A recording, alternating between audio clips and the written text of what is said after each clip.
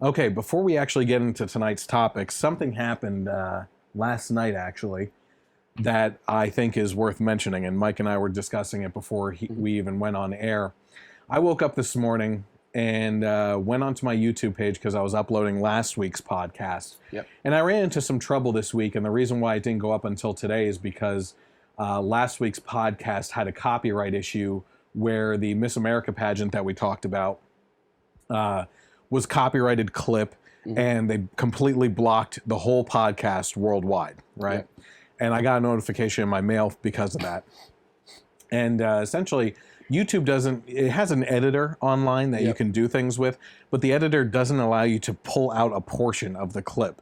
So that means I have to upload a 3-hour podcast again at slow speeds, and it took all week to get a second one up there and everything. That is the first time I've ever had a guideline strike against me, and it didn't even show up in my guidelines. But while I was there, I was actually checking out the rest of my YouTube videos, and YouTube has completely demonetized my entire channel. That's unreal. Yeah. And so you've been hearing about this stuff. We've talked about this stuff because of Dave Rubin being demonetized. His whole back catalog, my whole back catalog has been demonetized. There is not one video that's making money for me right now. And I'll be very honest with you, it's kind of funny. I don't make that much money. I don't have the viewership. I'm building an audience for this thing.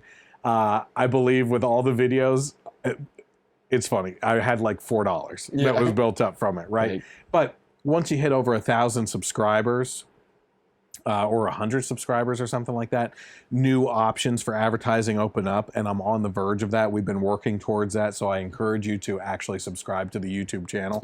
And then also, once you hit 10,000 views, we're at almost 7,000 views right now for total on videos, which is great for us not being out there as much yet and still building the audience. I saw that today that I can be reviewed for monetization at that point too. So I don't know what's going on. I believe that this podcast is pretty tame. In relation to, I ask my guests to not curse. If they do curse during the podcast, I beep it out. Okay. Usually that's because of humor purposes to make it a little bit more funny and everything. And the topics, while controversial, are just opinions. And we're not calling for action against people that we disagree with. As a matter of fact, most of the time we're saying that people should be opening up discussions with each other. Absolutely. And defending free speech. But this has been a situation that's been going on with Google for quite a few months now in regards to the Google Manifesto, the female employees suing Google for being sexist, them going after conservative views. Dave Rubin isn't even a conservative view. He's a classic liberal and a homosexual.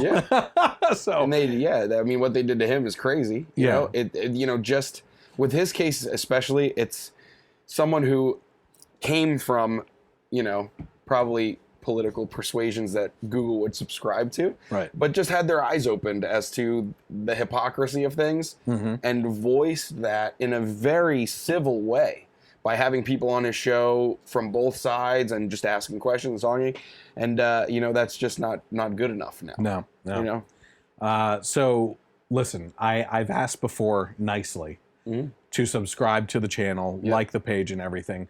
But if you come across this at all, do it.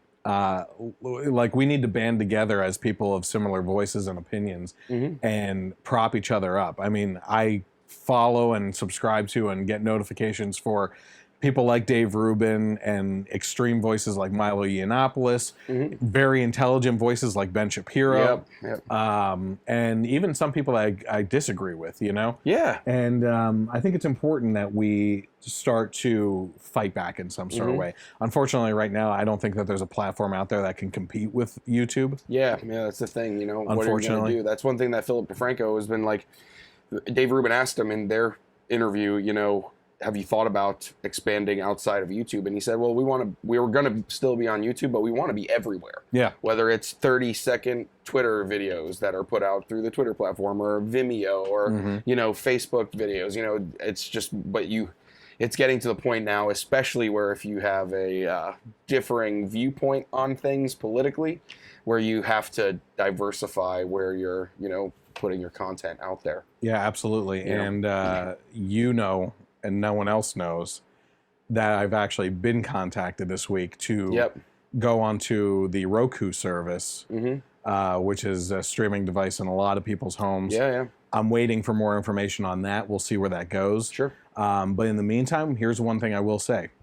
Monetized or not, I'm going to continue with the YouTube channel. And unless they completely shut down my channel, which I think is a good possibility, honestly, just because that's the way things have been going. I'm not that big of a voice, Which is crazy. I mean, like, honestly, we're not pot stirrers, in that way. As a matter of fact, I try to pick out funny topics that we can all laugh about, So it's crazy. He's pissed. Yeah. He started the night pissed. Yeah, I was. I read your topic on Facebook, and because I would be willing to bet even that if you put on the exact same show, and we talked about the same exact things we talk about, but the name wasn't Generation Y conservative. Yeah. There probably things would be different. Yeah. I agree. I don't know why the hell you're wearing that Cowboys hat on my set, but whatever. Hey, man. America's team. All right. So keep that in mind. I would encourage you and fully appreciate and be very thankful if you subscribe to the YouTube channel. We can launch that off as much as possible, like the Facebook page, and just start following along wherever you can and interacting. I think that, it creates a fun environment. I do see comments coming up during the live portion of the podcast. And if it's anything relevant besides, hey, how's it going? Good job, guys, or anything like that, I try to respond to those types of things too. So you can always interact with me on Thursday or Friday nights as well as we're doing the live podcast. Yeah, that would be great. Questions, comments, to kind of follow along with too. That'd be pretty cool. Absolutely. By the way, one thing I mentioned last week too in regards to that same topic is if anybody has topics that they want me to cover, like last week was my friend who wanted me to cover the shooting at the Hurricane. Which, did you see the edited version of the podcast? Not yet. I saw some parts of it. Okay. You got to go back and watch that because that segment, what I do on the TV,